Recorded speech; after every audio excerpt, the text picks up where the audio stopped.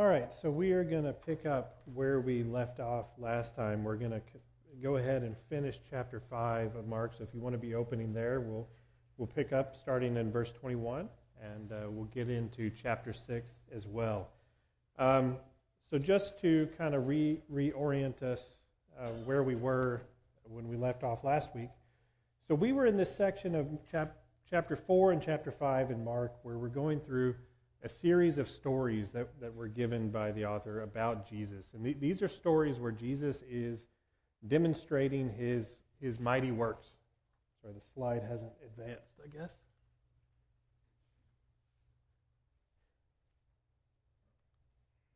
All right. So he's been demonstrating his mighty works. So we talked at the end of chapter 4 about the story where Jesus is in the boat with his disciples, and the storm comes along, and he calms the storm by simply rebuking the winds and the waves and saying, "Peace, be still," to which he comments on his disciples' fears by saying, "Have you still no faith?" And then we get where we left off last time. They had proceeded across the Sea of Galilee. Yep, so if we go here to the next slide. So where we had left off, they were over here on the eastern shore of the Sea of Galilee, where Jesus has this encounter with the demon-possessed man, who's in fact possessed by a legion of demons, and he cast them into the swine. And one of the things we had talked about last week was that in this situation that Jesus finds himself in, he is about as unclean of a position as a Jewish person in which you can be. This theme of uncleanness and Jesus' interaction with it is going to continue with the next two works we're going to talk about here. So Jesus' encounter back in Capernaum, or in the Capernaum area, with this woman who's had an issue of blood for 12 years, as well as raising Jairus' daughter from the dead. So that's where we're going to pick up here, starting in verse 21. The other thing to remember is these stories are told from the perspective of the disciples who are witnessing these things and starting to ask the question, who is this? In fact, that's what they say in the story about Jesus in the boat. After he rebukes the winds and the sea, his disciples' reaction is, who is this that even commands the winds and the sea? These stories are going to continue to have the people in the whole area of Galilee start to ask this question of, who is this Jesus of Nazareth? And that question that's going to be a key feature as we get into chapter 6, when Jesus goes home to Nazareth, and the people from his hometown have the same question. And all of these are kind of leading up to a crescendo where we're going to get to in chapter 8, where Peter's ultimately going to make his great confession about who Jesus is and identify him as the Messiah. And then that will again escalate again until we get to the end of the book, and we get the confession from the Roman soldier who witnesses his death on the cross and says, truly this is the Son of God. So these stories are meant to clue us in on who is Jesus and to teach us about who he is and about his identity. Right, so after this story where he casts out the legion of demons and the pigs go into the sea where we left off last week, Jesus is going to go back with his disciples to around the Capernaum area, and that's where our story is going to pick up here. And we're going to begin in verse 21 with this encounter he has with Jairus, about Jairus' daughter. So Jairus is he's the president of the synagogue there. Jairus very likely was present in this story we read a few chapters ago, where Jesus is in the synagogue, and the Pharisees and scribes have come in and they've brought this man with a withered hand to test Jesus to see whether he would heal on the Sabbath. And if you recall from that chapter, Jesus looks around with anger at those that were present, at their hardness of hearts. But here we have Jairus, who may very well have been one of the people that Jesus was looking around the room at. But Jairus now finds himself in a position where he needs Jesus, and he needs Jesus' help. So in verse 21, we pick up here, and it says, "And when Jesus had crossed again in the boat to the other side, a great crowd gathered about him, and he was beside the sea."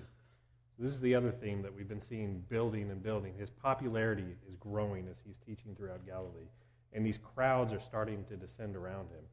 In fact, they become so thick, it begins to even restrict his ability to freely move. And then out of this crowd, it says, came one of the rulers of the synagogue, Jairus by name. And seeing him, he fell at his feet.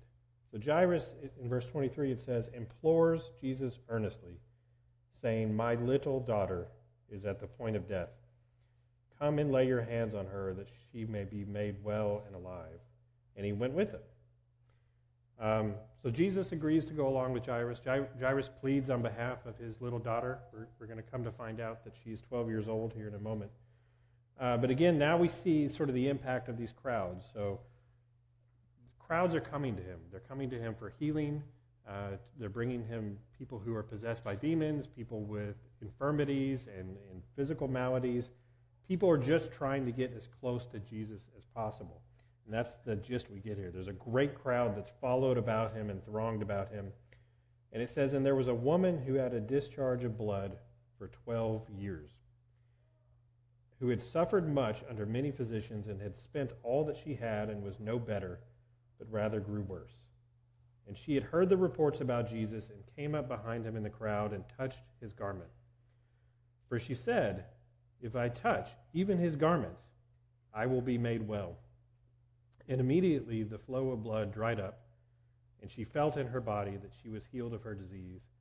And Jesus, perceiving in himself the power that had gone out from him, immediately turned about in the crowd and said, who touched my garments? And the disciples said to him, you see the crowd pressing around you, and yet you say, who touched me? And he looked around to see who had done it.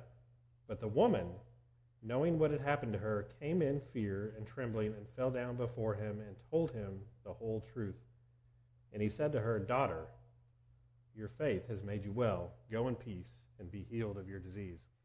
All right, so here we pick up in verse 21 where we stood. The story starts with the story of Jairus and his daughter.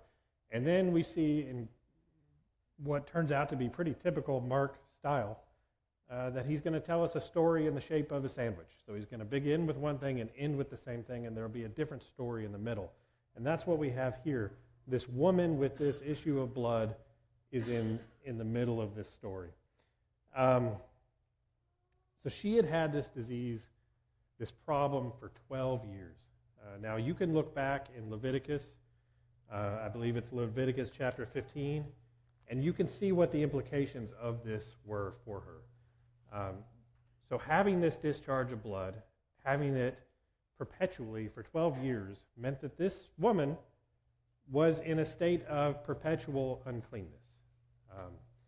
Being unclean meant that things she interacted with would become unclean. People she interacted with would become unclean.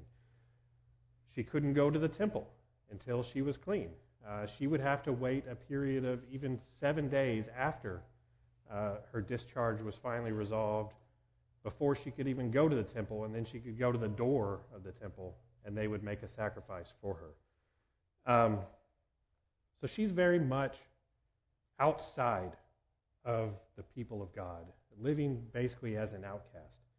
And here, hearing stories about Jesus, she's come to Jesus with faith and hope in her heart, thinking that if she could just touch him, she could find this healing that she very desperately needs. So I think that's a point of emphasis here.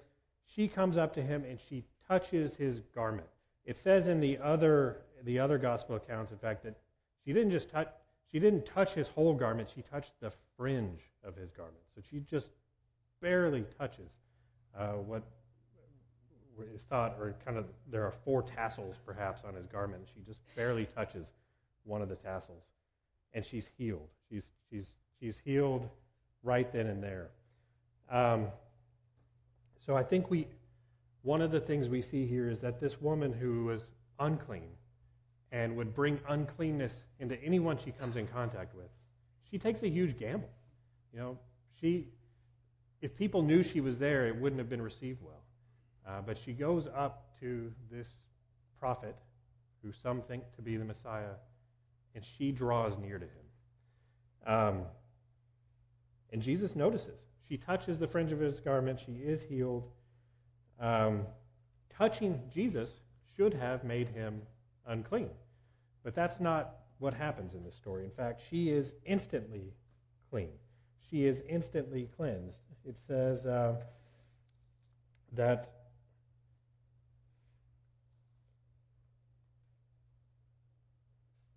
sorry, I've lost it here. Okay, it says, if I touch his garments, I will be made well. And verse 29 says, immediately the flow of blood dried up, and she felt in her body that she was healed of her disease. And so Jesus then, perceiving that this has happened, he turns around. And I think, as I read in some of the commentaries, the verbs that are used here indicate that he perceived it was a woman even. He turns around, looks for this woman who's touched him, but she comes up to him, admitting what she's done. It says she told him the whole truth with fear and trembling. Why was she in fear and trembling? Well, part of the reason was, as someone who should be kept on the outside because of her uncleanness, she really might not have had any business being there. But she comes and she tells Jesus what she's done. And Jesus, as we saw in the story with the man with the legion of demons, responds in compassion to her. I think this is interesting. In verse 34, he says to her, "Daughter, your faith has made you well. Go in peace and be healed of your disease." So he tells her a couple interesting things. One, he tells her peace. Go in peace. He gives her peace. So not only has he healed her, but he's given her peace. She's gone from being an outsider in the people of God to now she doesn't have to be. She can be included in this kingdom that Jesus is talking about. But he also calls her daughter. And I think what I've seen is this is the only person in all the Gospels that Jesus refers to as daughter. So he very, very compassionately addresses her. Then we're going to pick up again with this story of Jairus. So as soon as this happens, word comes from Jairus' house in verse 35. Word comes and it says, "Jairus, your daughter is dead. Why trouble the teacher any further?" But overhearing what they said, Jesus said to the ruler of the synagogue, "Do not fear, only believe." And he allowed no one to follow him except Peter and James and John, the brother of James. They came to the house of the ruler of the synagogue, and Jesus saw a commotion, people weeping and wailing loudly. And when he had entered, he said to them, "Why are you making a commotion and weeping? The child is not dead, but sleeping." And they laughed at him, but he put them all outside and took the child's father and mother and those who were with him. And he went in where the child was. Taking her by the hand, he said to her, "Talitha cumi," which means, "Little girl, I say to you, arise." And immediately the girl got up and began walking, for she was 12 years of age, and they were immediately overcome with amazement. And he strictly charged them that no one should know this, and told them to give her something to eat. All right, so there's several interesting things about this. One is this girl has pretty clearly died. They've already got sort of the funeral party going on. There are people weeping and wailing outside. Jesus responds as he does a few other times in the gospel accounts, where he refers to someone who's died as being asleep. But I think it's clear to all who are in attendance that this girl is dead. In fact, they respond to Jesus by laughing at him. And I think one of the things that this emphasizes to me is about how we think about Jesus' own resurrection. Skeptics will sometimes say that people, they were just confused about whether Jesus had really died. People back then understood. They understood the difference between someone who's dead and someone who's not dead. And they understood the difference between a ghost or a spirit and someone who was flesh and blood and living. They weren't as ignorant, perhaps, as we make them out to be. But here, they very much understood she was dead. I think that explains their reaction of laughing at Jesus. And then Jesus invites just a few people inside. So Peter, James, John, they go in, and he sees the little girl there. I think it's interesting that Mark includes the Aramaic words that Jesus uses. So he doesn't translate it. He translates it after the fact, but he includes the actual words from Jesus, Talitha cumi, which, again, I think just adds to the authenticity of this. Remember, this is a story that his disciples witnessed, Peter, James, and John, and then went and told people about. And the fact that they used his actual words, I think, is probably significant of their response to seeing this happen, their level of amazement, and the meaning that they took from this story, that they remembered exact words that Jesus said and shared it exactly as he said it. Because Jesus says this, he calls her, "Little girl, I say to you, arise," and immediately the girl got up and began walking, which it says brought them to amazement at seeing this. And then it says at the end here in verse 43, he tells them to give her something to eat. Again, that eating is a sign of genuine resurrection. The fact that she's eating, she's not a spirit, she's not some ghost that's been raised. This isn't a trick. She was dead, and now she's alive. So I think the eating is indicative of that. It's also interesting to me, I think, that she was 12 years old, and that this woman had this issue of blood also for 12 years, and it seems their stories are intertwined in some way.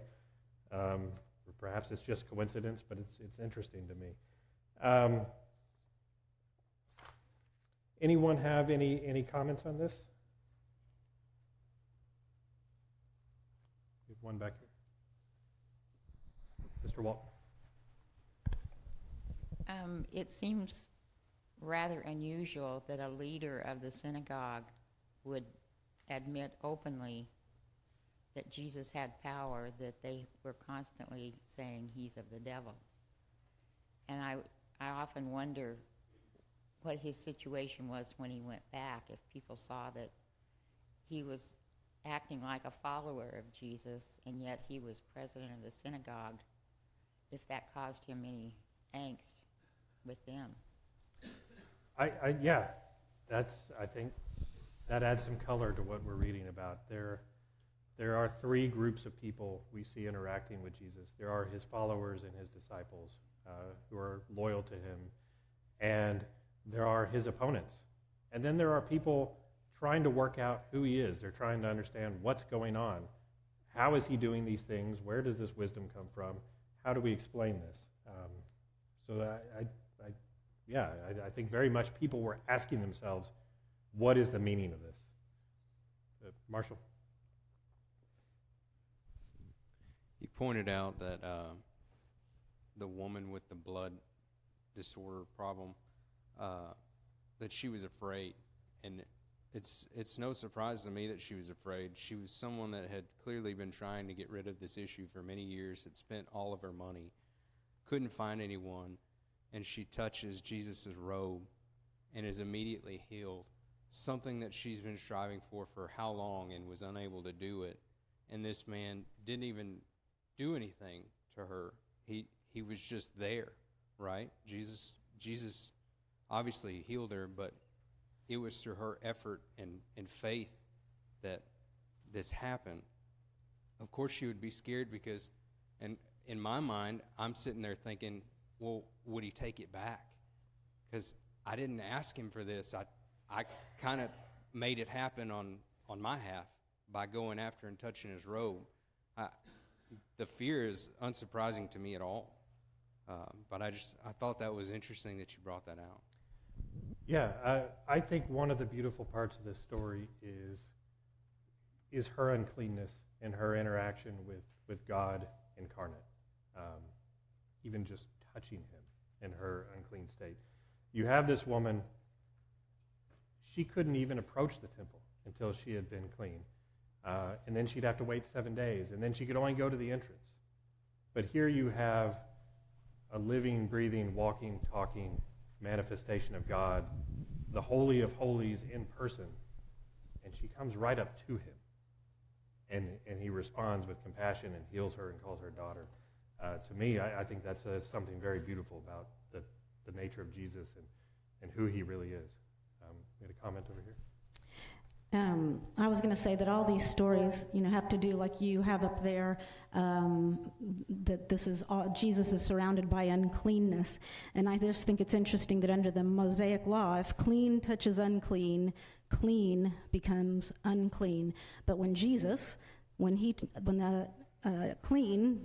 unclean touches Jesus, you become clean. And I think in a similar fashion, we can remember that when we are around those who are spiritually dead, that we can bring the message that brings life, the message of salvation. Yep, that's a great comment. In this example with Jairus' daughter, touching a dead body should make the person who's touched the body unclean for 7 days. But that doesn't happen. In fact, he makes her alive. He doesn't just make her clean, he makes her alive. What was once dead is now alive in the presence of Jesus. So I think that's the important takeaway in these mighty works we've seen. In the boat, he demonstrates his mastery over, complete mastery over nature. With the man possessed with the legion of demons, he demonstrates his mastery and power and authority over Satan and his demons. With this woman, Jesus demonstrates his power over uncleanness and even over his authority over the temple system. This is something that only could have come through the temple before, but now it comes directly through Jesus. And with this Jairus' daughter, he demonstrates his power over death. And so these are really meaningful takeaways that people around Jesus are having to grapple with. And so that's what we see as we get into chapter 6, and Jesus goes home to Nazareth. So we get this story where he goes back to his hometown. I'm not going to read it completely, but he goes back to his hometown, and he faces some questioning. And so people are asking about Jesus. They want to know, where did these powers come from? How did he get this, they say. And they want to know, where did his wisdom come from? Where does this teaching with authority in the synagogues come from? And they want to know, what about these mighty works? How is he doing them? What explains all this? And then they ask, isn't this Mary's son? Isn't this the brother of James? Don't we know him from growing up in Nazareth? How can this be? So Nazareth itself is asking him questions about his authority and about his authenticity. People here point to the parallels with Luke chapter 4. I just want to point out, I don't think that this story in Luke 4, which is in 4:16 through 30, have to be the same event. There are some differences. When you look at Luke 4, you'll see that Luke 4 happens before Jesus appoints his disciples. So Luke chapter 4 happens kind of immediately after the temptation in the wilderness. And so the timing doesn't seem to fit between here and Luke 4. In Luke 4, we get sort of an additional story about how in the synagogue, the people in Nazareth are outraged at Jesus. And in fact, they try to kill him. They try to throw him off a cliff. Another interesting difference is in Luke 4, they call him. They say, aren't you Joseph's son? But here, Joseph isn't even mentioned. So it's kind of odd that he's referred to as Mary's son here, but Joseph's son earlier on. So they ask who he is. I think it's interesting in verse 4 here of Mark 6 that Jesus responds to him. He says, a prophet is not without honor except in his hometown and among his relatives and in his own household. And then in verse 5 says, he could do no mighty work there except that he laid his hands on a few sick people and healed them. And he marveled because of their unbelief, and he went about among the villages teaching. So here we see Nazareth, for whatever reason, maybe because they've known him from his youth and it brings about additional questions, their level of belief isn't the same as some of the other villages around Galilee. And Jesus says that a prophet's not welcome in his own hometown. And an interesting thing that people kind of latch onto here is it says he couldn't do any mighty work there. In fact, Mark kind of makes it seem as, says he couldn't do it. He was unable to do it there. But I think Mark also makes clear that it's not that Jesus doesn't have the power, because he does say, except that he did lay his hands on a few sick people and healed them. And I think verse 6 explains what's going on here. It says, Jesus marveled because of their unbelief. There seems to be this mysterious connection between the mighty works that Jesus is doing and faith and belief. And we get that flavor even in Luke 4, which may or may not be the same instance. But in Luke 4, they have this same question, and Jesus responds to them. And what angers them about what he says in Luke 4 is that Jesus points out, aren't you aware that in Elijah's time there were many widows, but only the widow in Sidon was visited by Elijah? And he says, aren't you aware that in Elisha's time there were many lepers, but only Naaman the Syrian was healed by Elisha. And the implication is there wasn't faith or belief in Israel at that time. And so Jesus himself even seems to make this connection of God is working these mighty works through Jesus, but also in the context of faith and belief in Jesus. I don't know does anyone have any questions or comments on that? Brother Willis? 2 Corinthians 10, the apostle there says, "For we dare not class ourselves or compare ourselves with those who commend themselves, but they, measuring themselves by themselves and comparing themselves among themselves, are not wise. We, however, will not boast beyond measure, but within the limits of the sphere of God that God has appointed us, a sphere which especially includes you."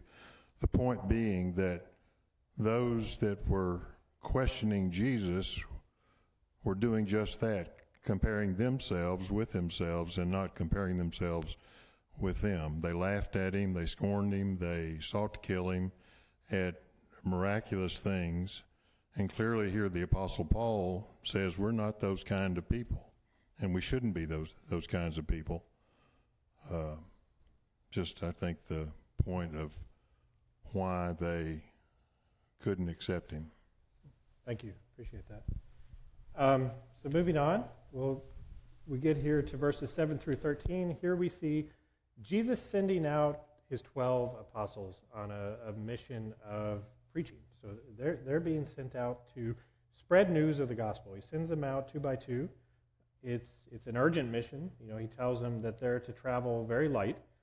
He says, take nothing except a staff, which, from my reading, turns out the staff here may actually be a staff that's for self-defense, or it may not. I always had the impression maybe it's just a walking stick, but he tells them, take a staff. But that's all they're supposed to have is a staff. They're supposed to rely on the hospitality of others. Their message as they go out, he tells them here in this version of the gospel account, the message is to repent. And Matthew tells us that part of the reason he was sending them out is they were to visit all the towns of Israel. In fact, he tells them that you won't be able to visit all the towns of Israel before the Son of Man comes.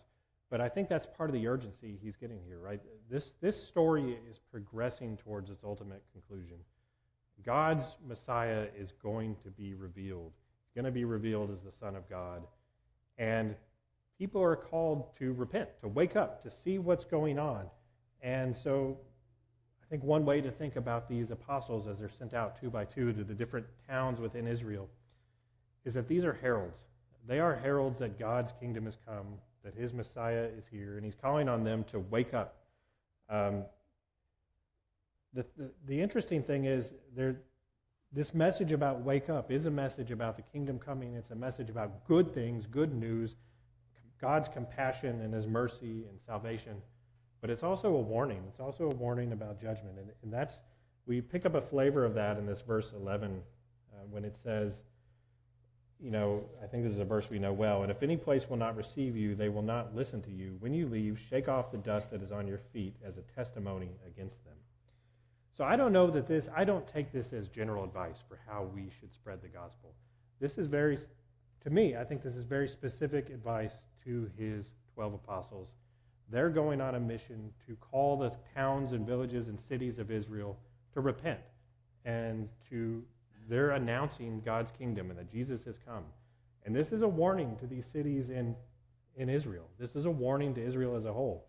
I think it's similar to what we see in Matthew chapter 11, 20 through 24. There Jesus says, "You will not have gone through all the towns of Israel before the Son of Man comes." He tells them in Matthew, that was Matthew chapter 10. In Matthew chapter 11, he has words of woe over Bethsaida, Capernaum, and some of these other towns. And it's because they're in danger of rejecting God's Messiah. I think this is similar to his words of woe or his lament over Jerusalem that we see in Matthew. It's similar to the flavor of what we get in Mark chapter 13 when Jesus issues a prophecy against Jerusalem itself. Jesus is warning them that there's judgment involved for rejecting God's Messiah. So I think that was part of their message as well. Any comments there before we move on? Sister Walton? In support of what you said about the staff and the staves, it mentions that when Jesus was taken by the soldiers right after Peter cut off the ear of the servant, and he said to them, "Why do you come with swords and staves when you were with me every day in the synagogue?" So I think it was as much for protection, maybe not from people, but from animals, as well as helping them walk. Right. Thank you for that. That's a good reference. Okay, so here we have suddenly Herod introduced. Herod, and it's Herod Antipas.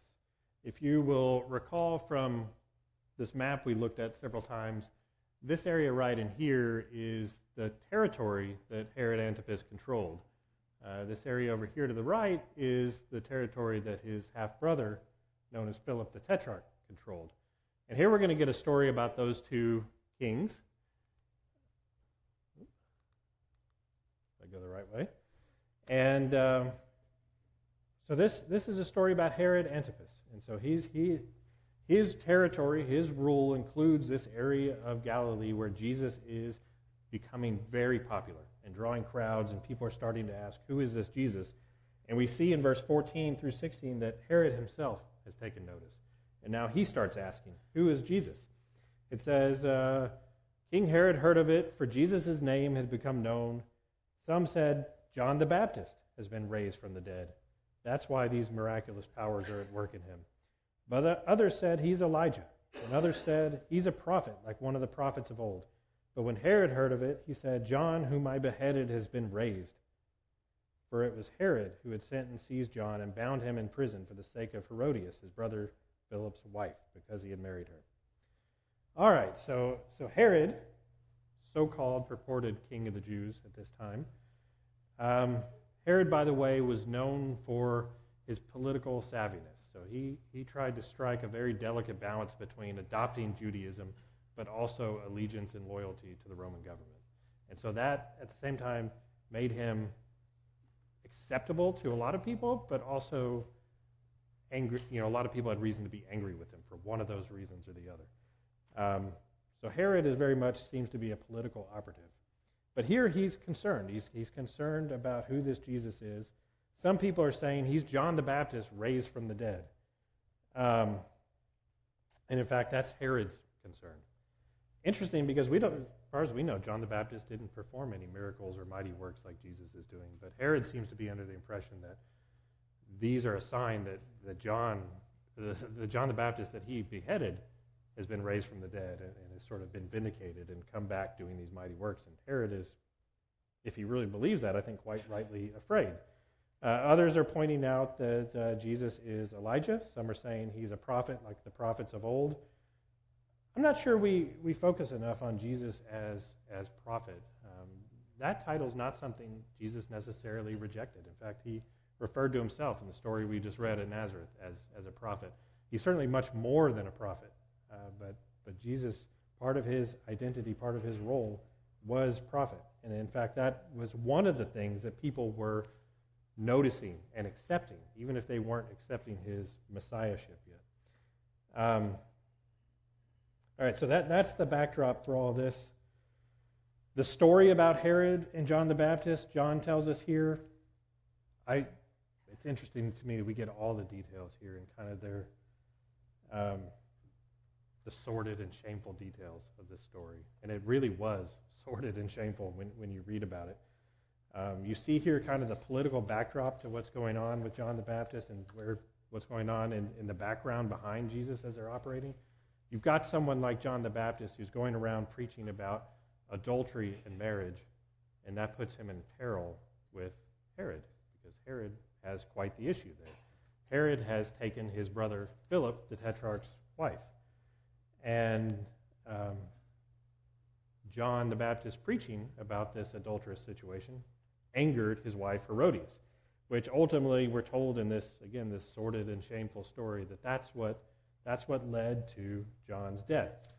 So another part of this story Herod's throwing a party.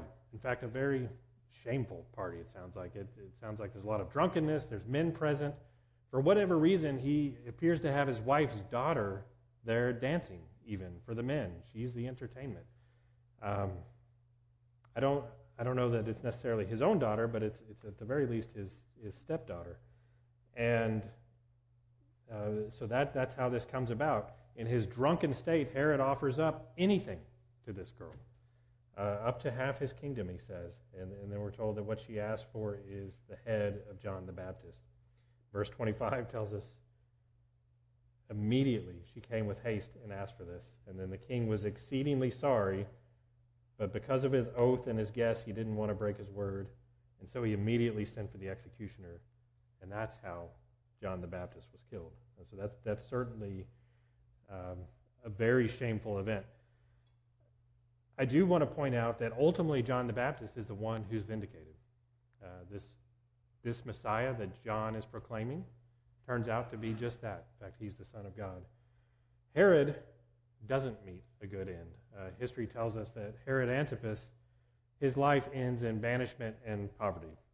So ultimately, when Tiberius the emperor dies, it's Herodias, it's his wife, this wife at the center of this story. She tells Antipas that he should try to gain more territory, get more land out of this. And it's at this point his nephew, I think, Agrippa, who we read about in Acts. We don't read about Antipas anymore, we read about Agrippa. What Agrippa does is he goes to the new emperor, Caligula, and accuses Antipas of treason against Rome. And so as punishment for this, Antipas and Herodias are banished to Gaul, is what history tells us. They're stripped of their title and their lands and their wealth. So that's the end for him. So I think what we see playing out in history is John the Baptist is vindicated. Herod Antipas meets a fate that he very much deserves for his role here. Moving on to make sure we get to it here. So starting in verse 30, we have this story about the feeding of the 5,000. I think there's very good reason we're told this story right after this little interlude about Herod. And we'll get to that in a minute. But this story starts off interestingly. So Jesus is going back. His apostles that he sent out have come back, and it says they told him all that they've done. And he tells them, now is time for some peace and quiet. He says here that they had no leisure even to eat.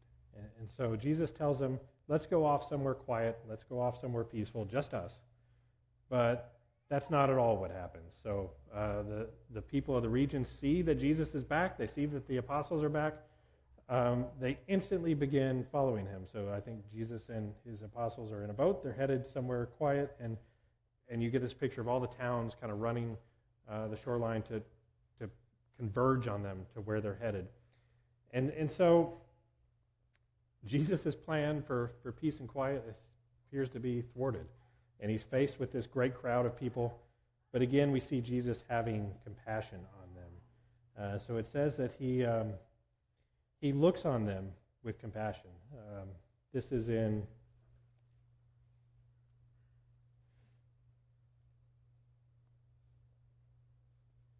said in verse 34, when he went ashore, he saw a great crowd, and he had compassion on them because they were like sheep without a shepherd. And he began to teach them many things. So he has this, it says he has compassion on them. One translation calls this wrenching pity. And so I think Jesus is feeling, the words here indicate Jesus is feeling deeply for these people. He has a deep level of compassion for them. And then it says he looks on them this way because Mark describes them to us as they were like sheep without a shepherd. This is classic Jewish language for Israel when they were failed by their leadership. So we just had our Ezekiel class with Scott. Ezekiel 34 is this great chapter where God's talking about becoming the shepherd himself. In Ezekiel 34, verse 5, it says, so they were scattered because there was no shepherd, and they became food for all the wild beasts. My sheep were scattered. Jesus is seeing them this way. Perhaps he's comparing them to their leaders. Perhaps he's even comparing them to Herod Antipas, who is a worthless king of the Jews. And here they are with no king, and he's the Messiah. That's his role. He's taking these people on himself as God. And that's, we see that in the Old Testament play out. Numbers 27:17, this is this prophecy against Ahab by Micaiah the prophet. I'm sorry, it's 1 Kings 22:17. It says, Micaiah says, I saw all Israel scattered on the mountains as sheep that have no shepherd. Again, because Ahab was such a lousy, worthless king. That's how God viewed Israel. They were just a bunch of sheep with no shepherd, no leader. So here, Jesus is having the same reaction to these people, that they don't have the king they deserve. And we get this image of God himself, God in the flesh, coming there to be their king. Along with this kingly language, I think Mark emphasizes that Jesus commands them to sit when he begins this feeding. So he sets them out in 50s and 100s. The language here, I think, is interesting. It says they sat on the green grass, and there's this very sort of garden picnicky, like light language here indicating lightness. But then Jesus is also arranging them in cohorts, or 50 or 100 men, kind of like you would do with an army. And so I think some of this is symbolic of Jesus as the king, as the leader. And then what does Jesus do with his people? He feeds them. And I think that the feeding itself is very symbolic. We get some other context from the other gospel accounts. John tells us this happens around Passover time. You can see that here because it talks about the green grass, so we know it's in the springtime. Feeding the 5,000 people, I think it evokes images of a messianic feast. Like we see, I encourage you to look at Isaiah chapter 25, look at verses 6 through 8. I think it also evokes images, along with this being at Passover time, of the Exodus. Images you might get and look at in Exodus chapter 16, God feeding the people with manna. And in fact, we know again from John's account of this feeding that later on Jesus would provide a teaching about this. He would teach them about the manna, and he would say, I am the bread of life. I am the bread come down from heaven. So I think it's certainly proper to see symbolism, to see references back to this event. Anybody have any comments? I know we haven't spent much time in the actual verses here, but if anybody has any comments on this, we can talk about that now. Yes. Troy? It's just an interesting side note, but I've always thought verse 31 was very interesting. That here is Jesus at a moment of high intensity, a lot of things occurring. What would we do? We might expect that we're so busy, we've got to be out there, we've got to be doing, pushing. And I think what verse 31 does is it says it's okay sometimes to step back and say, I need to rest. I need to take time away and recharge and rejuvenate. And I think that's an important thing to remember sometimes. Leisure can be taken too far, but I think sometimes we don't give it the credit that Jesus clearly does. That's a great point. Yeah, and I think it also shows his care and compassion for his apostles. He just sent them out on a mission, a very hasty mission, it sounds like, where they were traveling with urgency, and they come back and he says, it's time to rest. He says, you haven't even been able to take leisure to eat, but he wants them to have that opportunity now. But then we also see, of course, when that doesn't materialize, he then has compassion on the crowds who have followed him. And what does he do? He feeds them and he teaches them, because really what he's doing is he's feeding them the Word of God, which is himself and his message. All right, we will pick up here, and so next week, there's our schedule. We'll cover chapter 7 and the beginning of chapter 8. Thanks for your attention, everyone.